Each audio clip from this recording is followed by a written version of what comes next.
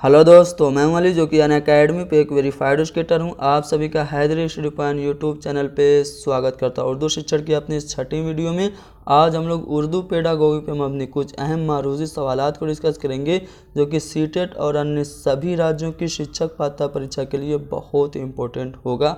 इसको पेश किया जा रहा है एम अली के ज़रिए। आप लोग मुझे अनअकैडमी पे फॉलो करें, हैदरी स्टडी पॉइंट को ज़रूर सब्सक्राइब करें क्योंकि यहाँ से आपको उर्दू के सभी स्टडी मटेरियल आसानी से दस्तयाब हो जाएंगे। तो चलिए शुरू करते हैं। आज का हमारा पहला सवाल पूछा जा रहा है कि अच्छे सवालात होते हैं, अच्छे सवालात की खुसूसियात क्या होती है, अच्छे प्रश्नों की विशेषताएं पूछी जाती है। पहला ऑप्शन है आम, फॉर्म, आसान और मखसूस। दूसरा ऑप्शन है कि बहुत मुश्किल और उलझे हुए। तीसरा है बहुत बेबुनियाद और चौथा ऑप्शन है बहुत मुबहम। तो दोस्तों, जो अच्छे सवालात होते हैं वो आम फहम होने चाहिए, यानी कि सबके समझ में आए और उसकी जो भाषा हो वो सरल यानी कि आसान हो और वो प्रश्न जो हो वो मखसूस यानी कि विशेष भी हों।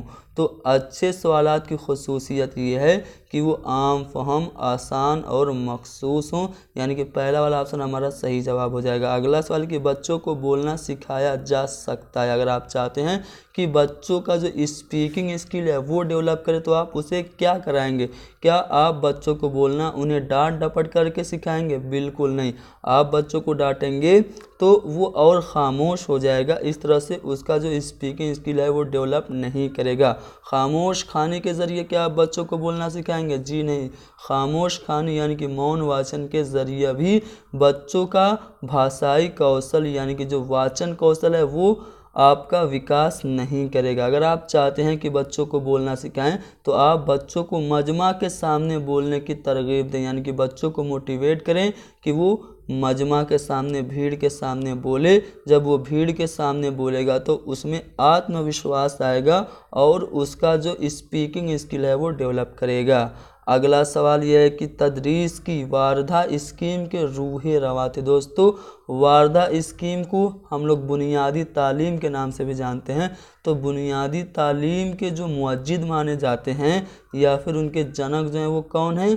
तो महात्मा गांधी हैं। महात्मा गांधी ने ही सन 1939 ईस्वी में, कब? 1939 ईस्वी में बुनियादी तालीम की बुनियाद डाली थी। अगला सवाल कि किस तरीके तदरीस में सबसे पहले हरूफ तहज्जी याद कराकर उनकी शक्लों की पहचान कराई जाती है, यानी कि वो कौन सा टीचिंग मेथड है जिसमें पहले आप अल्फ़ाबेट सिखाते हैं उसके बाद उनकी शक्लों की पहचान कराते हैं? तो दोस्तों, वो जो तरीक़ा तदरीस है उसको हम लोग तरीक़ा तहज्जी कहते हैं, यानी कि तरीक़ा तहज्जी में हम लोग पहले बच्चों को हरूफ तहज्जी यानी कि अल्फ़ाबेट याद कराते हैं और फिर उनकी शक्लों की पहचान कराते हैं। अगला सवाल ये कि तलबा में बच्चे का शौक़ पैदा करने के लिए करना होगा। अगर आप चाहते हैं कि बच्चों में जो सेल्फ स्टडी का शौक़ है उसको बढ़ाएं तो आप क्या करेंगे? क्या आप क्लास में ड्रामा करेंगे या फिर खेल कूद के ज़रिए या फिर तफरीह का या फिर हर वक्त पढ़ने के लिए कहेंगे? तो दोस्तों, अगर आप चाहते हैं कि तलबा में पढ़ने का शौक़ बेदार हो तो आपको क्लासरूम में एक ड्रामाई अंदाज़ कायम करना होगा। ड्रामाई अंदाज के ज़रिए बच्चों को पढ़ने का शौक़ आएगा, यानी कि पहला वाला ऑप्शन हमारा सही जवाब हो जाएगा। अगला सवाल यह है कि तलबा की लियाकत और दिलचस्पी को परखने के लिए ज़रूरी है। अगर आप चाहते हैं कि बच्चे की लियाकत क्या है, उसका जो अधिगम स्तर है वो कितना है ये जांचने, तो आप क्या करेंगे? तो दोस्तों, जब भी आप क्लासरूम में जाएं तो सबक शुरू करने से पहले आप कुछ मुख्तसर और आसान सवालात बच्चों से करिए। आसान सवालों के ज़रिए बच्चों के अधिगम स्तर को आप चेक कर सकते हैं, यानी कि तलबा की लियाकत और दिलचस्पी को परखने के लिए हमें नया सबक शुरू करने से पहले सबक से मुतालिक मुख्तसर सवालात पूछने चाहिए। इन सवालात को हम लोग तमहीदी सवालात यानी कि प्रस्तावना कहते हैं। अगला सवाल यह कि किस्सादारी तरीक़ा से पढ़ाने में किसका इंतखाब किया जाता है, यानी कि अगर आप चाहते हैं कि किस्सादारी तरीके से बच्चों को पढ़ाए तो आप क्या करेंगे? तो सबसे पहले तो आप किस्सा या कहानी उठाएंगे, तभी तो उसमें आप एक्सप्लेन करके बताएंगे। तो किस्सादारी तरीक़ा से पढ़ाने में हमें किस्सा या कहानी का इंतखाब करना होगा।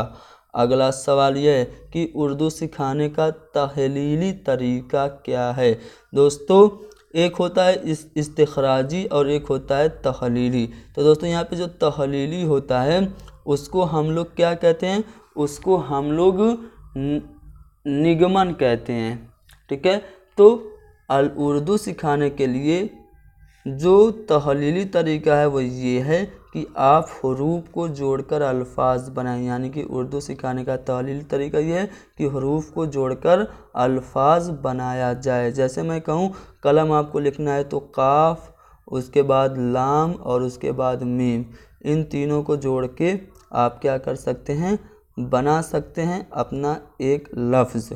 तो हमें हरूफ को जोड़कर अल्फाज बनाना चाहिए अगर उर्दू सिखाने का तहलीली तरीका अपनाना है तो। बढ़ते हैं अगले सवाल की तरफ। कहा जा रहा है कि तलबा को नई मालूमात हासिल करने के लिए ज़हनी तौर पर आमादा करना क्या कहलाता है। जब भी आप क्लासरूम में जाते हैं, कुछ पढ़ाना चाहते हैं, तो आपको क्या करना चाहिए, सबसे पहले आपको सवाल करने चाहिए। वो जो सवाल होते हैं उनको हम लोग तमहीदी सवालात कहते हैं। यानी कि तलबा को अगर नई मालूमात हासिल कराना है तो उनको ज़हनी तौर पर तैयार करने के लिए हमें जो काम करना है वो तमहीद कहलाता है। यानी कि हिंदी में इसको प्रस्तावना कहते हैं। अगला सवाल है कि किसका मकसद बच्चों को एक मेयार तक पहुंचाना है। इज्तिमाई तालीम, अखलाकी तालीम, नफ्सियाती तालीम या फिर ज़हनी तालीम। तो इन चारों ऑप्शन में किसका मकसद बच्चों को एक मेयार तक पहुंचाना है, तो ज़हनी तालीम का मकसद है कि बच्चों के ज़हन को हम लोग एक मेयार और कसौटी तक, एक पैमाने तक लेकर जाएं। तो दोस्तों यहाँ पे हमने डिस्कस किया बहुत ही अहम कुछ उर्दू के पेडागोगी से रिलेटेड मारूजी सवालात जो कि आपकी सीटेट और अन्य सभी राज्यों की शिक्षक पात्रता परीक्षा में बहुत ही फ़ायदेमंद साबित होंगे। आज के लिए इतना ही बस, मिलते हैं हमारी अगली वीडियो में। आप लोग इस वीडियो को ज़्यादा से ज़्यादा शेयर कीजिए। हैदरी स्टडी पॉइंट पे अगर नए हैं तो इसको ज़रूर सब्सक्राइब कीजिए।